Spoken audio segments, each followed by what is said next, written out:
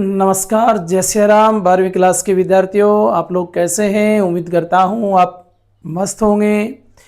Shri Ram English classes में आप सभी का हार्दिक अभिनंदन, स्वागत, वेलकम। जैसा कि पिछले कुछ दिनों से हम एक शानदार सा टॉपिक पढ़ रहे थे और वो टॉपिक था अपना सेंटेंसेस, और सेंटेंसेस में हम सीख रहे थे कॉम्प्लेक्स सेंटेंस बनाना।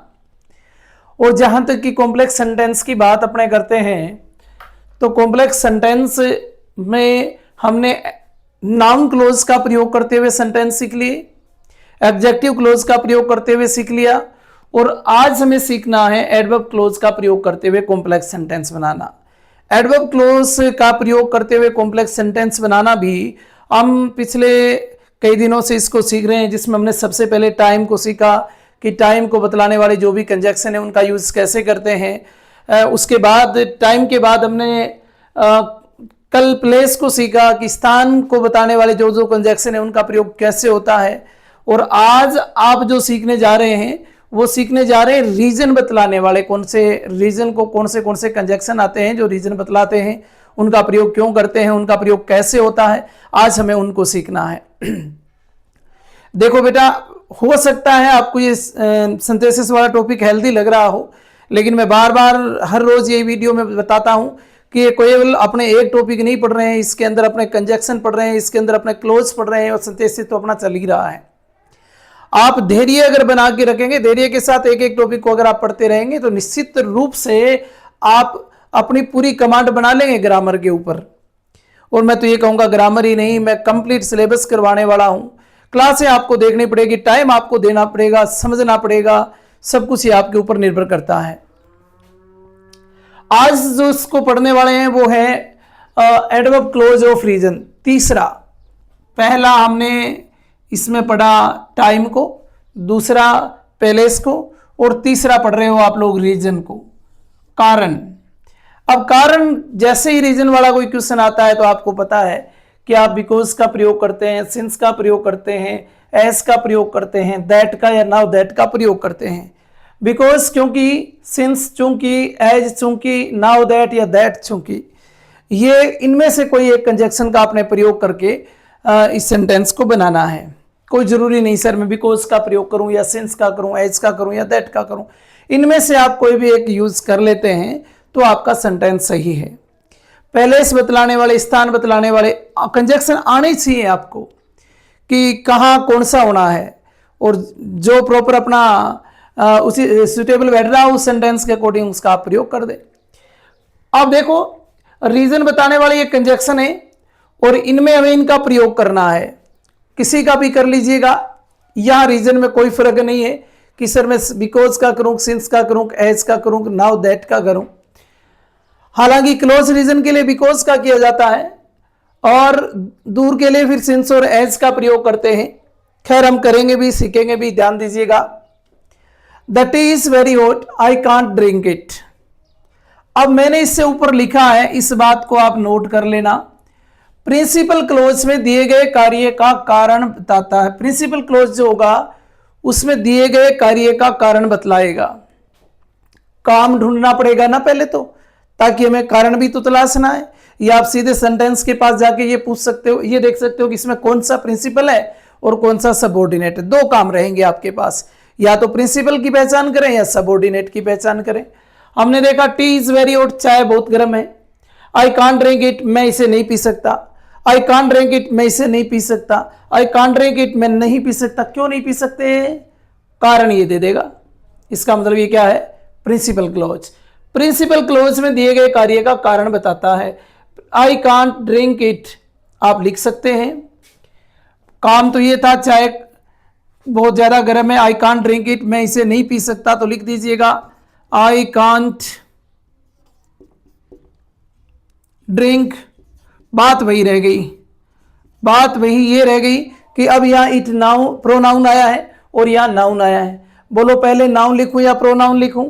तो प्रोनाउन की जगह नाउन लिखना पड़ेगा। मैं इसको हटा नहीं रहा हूं, केवल रिप्लेस कर रहा हूं। ये देखना, टी के लिए इट आया है ना, मैं इसे पी नहीं सकता। किसे नहीं पी सकता? चाय को। तो अब आपको इट की जगह चाय को रखना पड़ेगा। क्योंकि अपने सेंटेंस जब लिख रहे होते हैं तो सबसे पहले नाउन, उसके बाद नाउन की जगह प्रोनाउन आता है। तो I can't drink the T, I can't drink the T लिख दिया। उसके बाद आप बिकॉज का प्रयोग कर दीजिएगा। ये हमने कंजक्शन का प्रयोग कर लिया। बिकॉज अब आपने इट की जगह टी को ले लिया, तो टी की जगह इट ले आओ, यानी अब इस चाय का प्रोनाउन ले आओ। Because it is very hot, it is very hot. Reason वाले में इनमें से कोई भी एक कंजक्शन का प्रयोग कर देना, आपका सेंटेंस सही हो जाएगा। ध्यान रहना चाहिए। He is my best friend, I will help him. He is my best friend, वो मेरा दोस्त है। आई विल हेल्प हिम, मैं उसकी सहायता करूंगा। मैं उसकी सहायता क्यों करूंगा? क्योंकि वो मेरा बेस्ट फ्रेंड है।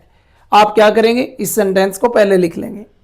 I will help, I will help, ये लिखा हमने आई विल, मैं ये काम करूंगा। आई विल हेल्प, हिम लिख दूं क्या? हिम प्रोनाउन है, लेकिन देखा जाए यहां भी प्रोनाउन है।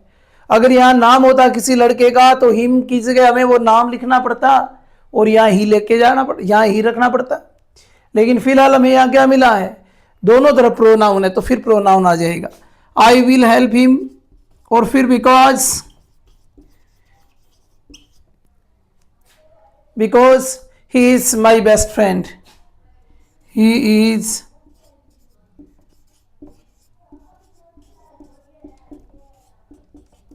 My best friend. I will help him because he is my best friend. अगर आपको इसमें एज का प्रयोग करना है या सिंस का प्रयोग करना है तो कोई फर्क नहीं, यहां कर दो। सर नहीं, मुझे तो एज का प्रयोग शुरू में करना है, तो आप ऐसे भी कर सकते हो। बिकॉज लिखो, एज लिखो, यहां भी लिख सकते हो। Because he is my best friend I will help him, कोई फर्क नहीं है। पर मैं ये आपसे यही कहूंगा कि आप जब रीजन वाले कंजक्शन का प्रयोग करें तो ज़्यादा बेहतर रहता है कि आप उसको बीच में ही उसका प्रयोग कर लें। सेंटेंस को आगे पीछे करना हो तो वो कर लें समझ के हिसाब से। आगे पीछे का मतलब जैसे हमने इस सेंटेंस को पहले लिखा और इसको बाद में लिखा, बीच में हमने बिकॉज का प्रयोग कर दिया। I am quite tired, I can't work any more, I can't work any more, मैं और अधिक काम नहीं कर सकता। कोई तो रीजन रहा होगा और अधिक काम नहीं करने का। आप क्यों नहीं कर सकते, उसका कोई तो रीजन रहा होगा। तो रीजन ये है sir, I am quite tired, मैं बिल्कुल थक चुका हूं, मैं बिल्कुल थक गया हूं। इस सेंटेंस को आप क्या करोगे, पहले लिख लोगे। चलो लिख लेते हैं। I can't work any more because I am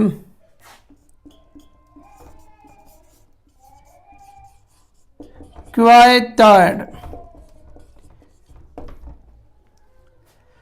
अब हमने यहां बिकॉज का प्रयोग कर दिया। अगर आप पहले करना चाहें तो पहले भी कर सकते हैं, बाद में करना चाहें तो बाद में भी कर सकते हैं, कोई फर्क नहीं पड़ेगा। इस सेंटेंस में मैं आपको बताऊंगा। Yes, Kamal is very weak, I shall teach him.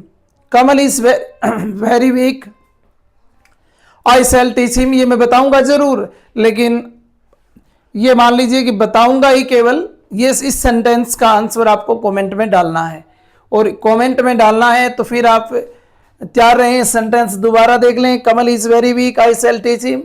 आप क्या करेंगे, सेकंड सेंटेंस को पहले लेके आएंगे या पहले वाले सेंटेंस को पहले लेके आएंगे? हमने पढ़ा कि आई शैल टीच हिम, मैं उसको पढ़ाऊंगा। रीजन क्या? क्योंकि वो बहुत ही कमजोर है, कमल जो है वो वीक है और मैं उसे पढ़ाऊंगा।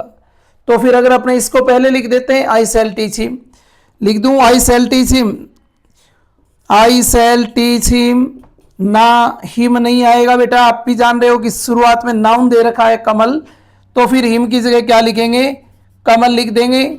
आई शैल टीच कमल, और फिर इनमें से किसी एक कंजक्शन का प्रयोग कर देंगे। Because he is very weak।